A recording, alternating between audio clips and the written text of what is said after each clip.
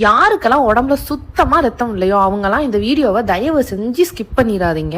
சுவரொட்டியே எனக்கு சுத்தமா சமைக்க தெரியாது அப்படின்றவங்க கூட இதை பார்த்து சமைச்சுக்கலாம். சுவரொட்டியை நல்லா கிளீன் பண்ணிட்டு கீத்து போட்டு குக்கர்ல போட்டு இஞ்சி பூண்டு பேஸ்ட் உப்பு போட்டு 5-6 விசில் வச்சு வேக வச்சு எடுத்துக்கோங்க. ஒரு கடாயில எண்ணெய் சேர்த்துட்டு பெருஞ்சீரகம், சீரகம், ஒரு கை நிறைய கருவேப்பிலை எல்லாம் பொரிஞ்சு வந்ததுக்கு அப்புறம் சின்ன வெங்காயம், சோம்பேறியா இருந்தா பெரிய வெங்காயம், இஞ்சி பூண்டு பேஸ்ட், உப்பு எல்லாம் சேர்த்து நல்லா வதக்கிட்டு தக்காளி ஒரு தக்காளி சேர்த்துக்கோங்க. கொஞ்சமா மிளகாத்தூள், கொஞ்சமா மல்லித்தூள் சேர்த்து அதையும் இப்படி கலந்து விட்டுட்டு தண்ணி ஊத்திக்கோங்க.